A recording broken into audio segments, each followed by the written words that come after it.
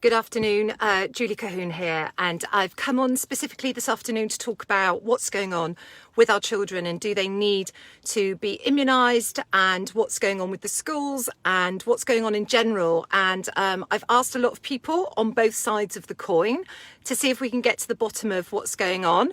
I've been sent in the last month more information than I almost know what to do with around this, and it's quite difficult to piece it together to actually give you a full picture, but that's what I'm actually going to try and do.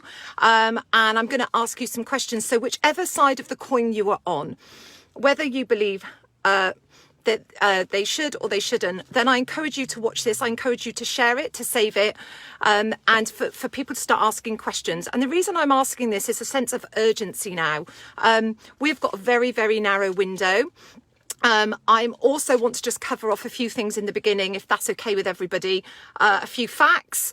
Thank you for the love, guys. A few facts and a few questions really is what I'm going to start with, and then I'll get into the nitty gritty of what different things I've been sent around the schools and the children. So first of all, the reason I say we have a small window right now is the fact that I know for those that have had the immunisation and for those that haven't, there's this huge divide happening.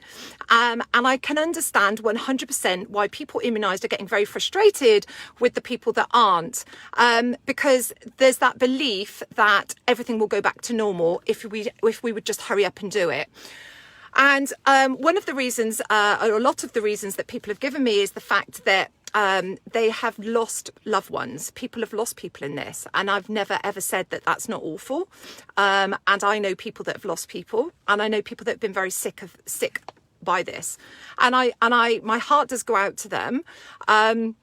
And what I would appeal to you, so that's why I'm doing this very early on, is that we really join forces with those lawyers that are trying to get justice to the people that actually created this in the first place. I have videos, I have evidence that this has been orchestrated, and those are the people, not me.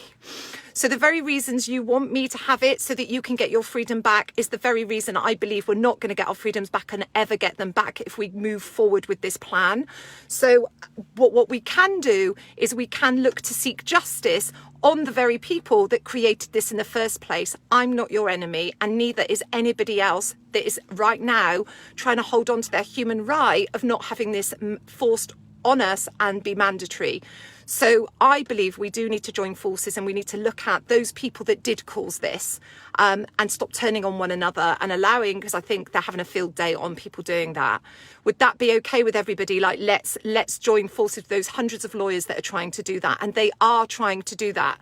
And then those very people that put this on us are now the ones with the solution. And I want you to really remember that as I speak with these facts. They're the ones that caused it, and they're the ones coming up with the solution, guys. Like, let that sink in a second. Okay, so let's just start with a few facts. So the first fact I posted on my Facebook yesterday, and I'm going to keep it as factual. This is all that I shouldn't be taken down, because all of this is government property. All right, it's on their websites, and it's stuff that's online. Okay, all of it's online. So number one, the first fact, 19th of March 2020, that's last year, over a whole year ago, our government made public that this thing, C19, was no longer considered a high consequence infectious disease. That's a fact. That was last March. So you can do with that information what you will, but just ask yourself the question, why did they change their own website to tell us that? Why are we all acting a year later like we are in some high consequence infectious disease? And the reason being is because we're walking around with face coverings, and because we're in lockdown, we're in tears, we're in different systems to make us believe that we are. Okay, we're not allowed to gather when we're in small gatherings. And the reason they had to put us into lockdown, the reason they've had to create this sort of situation, is because the FDA has only been allowed to approve, well, it's not approved, but to authorise distribution of this particular immunisation if it was under emergency use. So it has not been approved by the FDA. It's on emergency use only. And the only way we can get emergency use is if we're in lockdown, because we've already been told by our own government that we're no longer considered a high consequence infectious disease. Okay, so if that's news to you, that's a fact. And I'm just going to state the facts here. Okay, so that begs the question then, doesn't it really, as to why something is being made mandatory? So somebody like myself who's being squeezed and forced, otherwise all my life privileges are going to be taken away from me. And just so you do know, there were two marshals, COVID marshals outside Sainsbury's. Somebody messaged me yesterday. So already those marshals are in place. So I don't know what society you want to live in, but I just find that very odd. And the reason being is, if I were a threat to anybody, or our children were a threat to anybody, then obviously I would take this. So another fact, taking this immunisation does not stop you getting this infectious disease, doesn't stop you getting it. So if you can still get it immunised, you can still spread it whilst being immunised. Can you kind of sort of see why maybe I wouldn't want to take something that was only on an emergency basis and the ingredients do not have to be disclosed in an emergency basis? So I find that very fascinating. I do find that very fascinating. Okay, so the only way we're going to come out of these lockdowns, which we know June's not happening now, we know that's not happening, is when they've got total control and when our children have now had it. They want the children and they want the take up. But before I go into the children, I'm about to come on to it. There is a thing called the Nuremberg Code. For anybody that doesn't understand, you can Google that. And it was in place because of what happened to people having forced treatment and things put on them during World War II. And so after that, all participants must be voluntary from now on, and it's not becoming voluntary. Then they're making this so it's not voluntary, and that's against the Nuremberg Code. The only way they can make it mandatory is if it's for the greater good. And so that leads me on to the statistics of the greater good. Again, all of this is online. I've printed it off, so you can Google this. It's all available to every single person to do their research. Okay. So the chances of surviving this infectious disease, that we're no longer in a critical or emergency state as of March last year, for children 0 to 9, if they were to get this strain, 99.99996 survival rate. That doesn't seem very critical to me. 10 to 19-year-olds, 99.99996 again.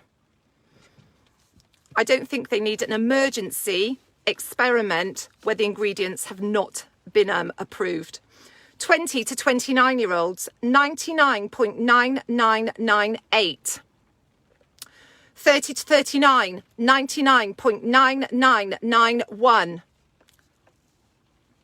40 to 49-year-olds, 99.998. 50 to 59-year-olds, do I need to go on? 99.9888. 60 to 69-year-olds, 99.9562. 70 to 79-year-olds, 99.8251. 80 plus, 98.9087. That's with no underlying conditions. Okay? And then we have if you have underlying conditions. So you might want to get the copy of this, but I'm happy to put it into my Telegram app. It's called United for Freedom. I will put this in there and you can take a read of it. We also have a Mums Unite 21 if you specifically want the stuff on the children. My own one has a sort of combination of it all. But you can look at the difference for male, for female, for underlying conditions, for non-underlying conditions, and you can decide if that statistic of survival is worth it for you. And that's what brings me on, really, because what's happening for us right now is this huge push for the children to have it. Now, as a parent, that's what originally sparked my passion to come on and speak, was I have a 22-year-old and an 18-year-old, so they can make their own minds up. But they are already very conditioned because their life has stopped. The travelling they wanted to do has stopped. The jobs, the things that their father lives abroad, they've not, been able to go and visit him. So their lives have stopped. So they feel very pushed. They want to go out with their mates. They want to go to festivals. So they already have, override the reasons, I believe, behind a lot of this. But when you look at those statistics, this cannot be forced on me. This is not for the greater good. This is not for the greater good. This is asinine, really, if you look at those statistics. Now, if you were somebody that had very, very deep underlying conditions and you look at your statistic, you might have a different choice, and I'm pro-choice. I just want to clear that up. I'm pro-choice, okay? So I just believe everyone should make their own minds up, but no liberty should be lost for either side on this. So why on earth have we moved from... We're not in a critical pandemic last March to over a year later, we've been in a lockdown, we've been in a tier system, businesses have been lost, people have lost money, to the Scottish government, this document that I've referenced before. So here it is. It's a real document you can print off, which is actually very difficult to share right now. So they've done something to it, but it's in my Telegram. And it's the educating the teachers on how to spot extremists.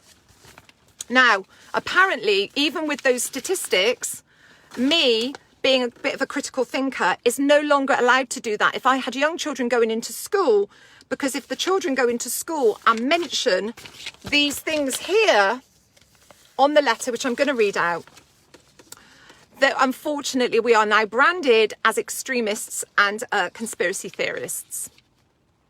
So, and the teachers, so if your child, you've got a young child in school, and they start mentioning 5G, anti-vax, which can be detrimental to public health, then that gets flagged up, and the procedures of taking children away from families that are extremists can potentially they can start going down that road. Now, I don't know how we went from having a bit of a problem with a flu to that. I don't know. And if you don't think this is happening, it's happening. Okay? And if you think it's okay for your child to have this, that is your choice. But it's not the choice by everybody. And I certainly don't think, as a mother appealing to another mother, it's okay for me to have a difference of opinion and a child to potentially be taken off of their parents for that difference of opinion. What world do you think we're living in with that? I ask you that, and I'm appealing. Please don't put angry faces on my thing. It doesn't help. So if you're not happy with that, please don't put angry faces. So that is one of the things that I kind of got flagged up. So what's happening about our liberties being lost with our children? I'll just go to my notes here as well. We now have, even with what did I say it was? If you have a perfectly healthy child and they've got a 99.99996% chance of surviving any strain, Sesame Street and the BBC iPlayer have now got cartoons to... what should we put? Condition? Should we say brainwash? I don't know. Telling your child that they need this. Okay. They've got more chance of getting run over at this rate, or lightning strike them. I don't even understand this. So, but Sesame Street and BBC iPlayer now have cartoons. So if you're not aware of what your children are watching right now, that's conditioning as far as I'm concerned. And that's very concerning. So they are being conditioned. What else is alarming that's come forth this week? Okay, we'll come on to the Gillick competency in a second. Okay, when I go through all this, it's difficult sometimes when you're repeating it all together, to actually not get really angry, because I don't understand why other people don't see all of this. So we've got those. Now, that's the really, really young children. The other thing that's been flagged by a lot of parents that's causing a lot of concern, and it is going on, but we don't know why it's going on. So you make your own mind up. But there are schools practicing lock-ins. And this seems to be not across the board. There's irregularities depending on the trusts. Some schools are practicing it twice a week and have been for years. And on the form for that, which I don't have printed off, but I can get that, children aren't allowed mobile phones, parents aren't allowed to call their children, and they're not allowed to put anything on social media to say that their child is in a lock-in, and we're not 100% sure in those emergencies, like a community problem, a chemical problem, a dangerous dog. There's all sorts of very random reasons as to why these children would potentially be locked in.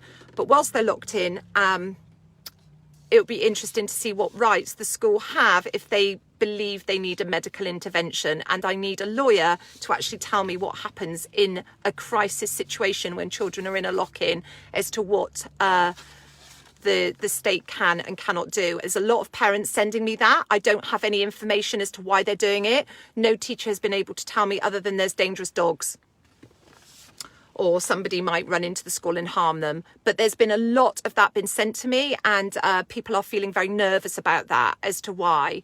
And I'm flagging it, because if people have got more information, please let me know. But that's all we are. That's all we are with that. I really need a lawyer or somebody to contact me on that. Okay, right, there's more. Science lessons. So it would seem that most schools in the UK, if you're in secondary school, your science teacher has been showing your children a 45 to 50-minute video in the thing of science, but it's all pro immunisation, specifically for this one. And children aren't particularly telling their parents, but that's come to light through some children mentioning it to their parents, and it's all one-sided. They've been asked in their classrooms to put their hands up if they're having it. So they're monitoring these children. They're monitoring which parents, and this is wrong, guys. Like, this is wrong. Just remember at the beginning what the government said a year ago, what we were, and remember those statistics. Why? Why do they want to know? Think about that. Why? There's no reason for them to know. Do they know if they've had their MMR? Do they care? Do they care about any other immunisations? But all of a sudden, it's all about the immunisations. So the science lessons are looking to tell them that there's nothing wrong with this, we have nothing to fear of this, and they're being fed. There is a document rolled out for September that is going to take the children through what an extremist is, and the concerns that someone like me, and takes them through, and at the end of it will ask them if they're still frightened of actually having this particular immunisation. And your children, if they're 12 or above, can decide for themselves without your consent, because of the Gillick competency measures, they can. And I believe even younger, if a teacher is present and that child, they believe that child is okay to make a decision. Who gets to control, coerce and brainwash your children into something that they have a 99.9998% survival rate? Who? This is happening. You have to understand whether you're pro-immunisation or not. You need to ask yourself, does your child need this? Do you know if in 10 years' time they're going to have any medical problems because of it? Do you know if it can cause them cancer? Do you know if it can cause them heart problems? Do you know if they're going to get blood clots? Do you know if they're going to have any autoimmune diseases? Do you know if it's going to make them infertile? Do you know any of those answers? And if you say, I don't know to every single one of those questions, why the hell are you putting them in an experiment? We don't know. We don't know. The only trials were started last year. You do not practice and trial children. You do not. You do not. Not for something that is not going to kill them. They have such a high survival rate. This is, borderline ridiculous. And just remember that when they're immunised, our own websites are telling us it won't stop you getting it and it won't stop you passing it. So the argument about, I don't want to give it to Auntie Doris, is just a bullshit argument. Okay, because they still could. So why would you put something that hasn't had its ingredients disclosed fully because it's given out on emergency use? You don't know any long-term harm it could cause your child, and it's in a trial until 2023. Please wake up. Now, the problem we have is probably until there's a mass take-up from children, we're not going to come out of lockdown. So it's going to take some incredibly strong-minded parents to go, enough now. We're not playing with these children. We don't have the answers. They certainly don't need it. And we're playing with fire with this, guys. We are playing with fire. Just so you remember, this is not a normal immunization. This is gene therapy, and it's permanent. It cannot be retracted from your child's body. It will stay permanently changed forever. So if in 2 years, 3 years, 4 years' time, you wish you'd not given it to your child, it's irreversible. Shall I just say that again? It's irreversible. Big Pharma are not responsible. They have 100% immunity from any massive payouts if something goes wrong with your child or you, but let's focus on the children right now. They're the ones right now we need to be concerned with. They do not need it, and I do not understand the push. Okay, some more stuff going on here. It would seem Bournemouth Uni have said that unless you get it, you can't attend there in September. I haven't written it down, but I've heard as well there's a US one. So I'm assuming this is becoming policy with more universities. So our young people are having their whole futures threatened if they don't take this up. Nuremberg Code, please. Nuremberg Code. This is crime. This is absolute crime. And the more people that succumb to the blatant coercion, the blatant games here, and allow this for children, these are still children in my mind going off to university, they should have the choice. And this should not be forced. This should not be conditioning. And I really want to hear from people. If you are pro-immunisation, you've had yours, but you believe that these children need to be left alone, we need to join forces and we need to make this stop. This is absolutely crimes against humanity. This is absolutely revolting behaviour by the powers to be. Because let's go back to how old are they when they go to uni? 19, 20, 99.9998%. Why are the universities pushing for that? Why are the schools pushing for that? Why are they taking away parent privileges of being able to say, no, I don't want my child to have it? Why are they doing that? And the other thing you need to know, and I can't get to the bottom of it because it varies school to school, trust to trust, you as the parent need to make sure that you've opted out and not by default opted in. So they send emails, and sometimes if you've not responded within a required time, they automatically assume you've opted in. So you need to do your own research with your school and check you've not by default opted into anything. Okay, and that's my biggest message to a lot of parents, because I know what it's like as a busy mum, and when you work and stuff, the emails, you don't always see stuff. They email schools now. They don't always send letters in book bags and things. And so you could by default have already opted into something you didn't want to. So you need to check with your schools. Okay, what else have we got here about the children? I think that's probably what I wanted to cover today. I'm probably going to come off and go, I've missed so much because I've had so much come back to me. You really do need to start checking out the CDC's own website and start looking at the fatalities with this, but we've got a lot of young people having a lot of fatalities. Like I say, we don't know what the long-term effects are. We don't know what the full ingredients are. They haven't been disclosed. This is on emergency use. We're not in an emergency. Sorry, we're not.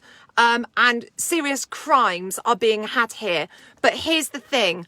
They don't care about that, providing the control they're looking for with these electronic passports and all the other stuff and stopping people going to the shops. And we have to stop this, guys. Like, literally, we have to stop this. The people that I mainly listen to, and you've heard me mention him before, is Dr. Yeadon.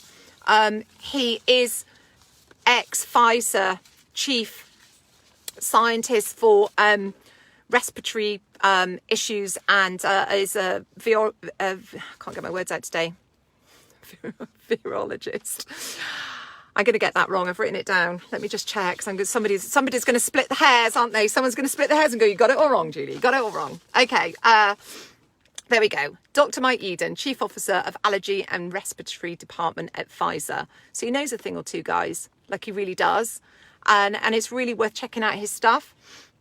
And then we've got the French guy, who is a French virologist, and he got a Nobel Prize. But he was the guy for finding HIV, and he's absolutely anti this thing. So these are top people in their fields. They know a bit more than your GP. I'm sorry. They know what the ingredients are in these things. They've been around it, and they're saying don't do it. So if you've done it, and that's fine, you've made your decision for you, but do not do it to our children. And that's kind of my biggest, my biggest bugbear right now. We know that people have been killed by this. We know that people have suffered and families have lost loved ones. And I know firsthand what it's like to lose. I lost my mother years ago to cancer very suddenly. And I understand the pain and the hurt that you're going through. And I also understand the decisions you'll be making from a place of being quite emotional around that. And so you don't want to see your child go through that, and you believe in this science, but you need to ask yourself those questions I've asked. Do you know if this is going to cause them cancer in the future? Do you know it's going to make them infertile? Do you know they're going to have problems? If you don't know, you shouldn't be giving your child this. Somebody saying it's fine, it's safe, is not good enough. There are no animal trials. And the ones done 8 years ago, none of them survived. So let's pull together, let's support the lawyers trying to take the people down that caused this, and the people that are trying to profit from this, and put a massive halt and stop to it. And if you, after this, still think it's a good idea for you to have your children, I don't know what else to say. I don't know what else angle to come from, what else to say. I just don't know. But it is my passion to stop as many children getting this in their bodies as possible, including my own children, until we know more, until the end of the experiment, and we put a halt on all these freedoms that are being lost very quickly, because, they're going very fast now, guys, really, really fast. So I'm going to leave it there. Thank you for the people watching. I'm not going to do questions because we're going to upload this onto some other platforms. I hope that's given you food for thought. And I hope that we can really gather, and I mean really gather now, parents, mums and dads, gather and stop this, and really say we need to stop it. I mean, it's already a law that they do not have to wear face coverings in the classrooms, and teachers are not stopping it. They're singling out those poor children that are the ones going, I don't want to wear one anymore. They're making them feel bad. Had another message from another parent the other day. Their child had got a detention because they wouldn't wear one. They don't have to wear one. It's now a law. They do not have to wear one. Wake up, parents.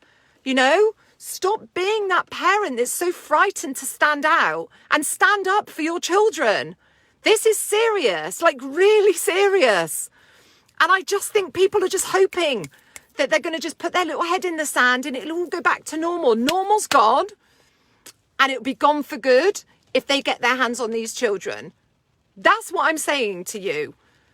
And if you don't believe me, I ended one of my lives the other day and I was like, I have nothing to lose if I'm wrong. But what do you lose if I'm right? And that's how I'm ending it, because you know, there's too much stuff out there. You can go to my thing on the United for Freedom on Telegram and see all these documents, see how this particular strain was created in the 90s. You can see it all for yourself, all the people behind it. This was not just some fluke thing that came from a bat. Like, it's not, okay? They've been desperate to get this synthetic technology in you know, gene therapy into our bodies for a very long time. This is a mass global experiment. So really think about that.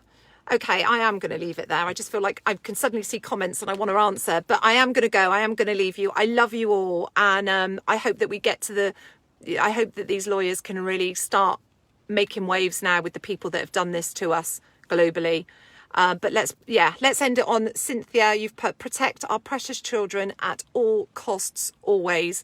And I think that's probably the most beautiful way for us to end this. Whatever our differences are, let's protect our children. So take care. Lots of love.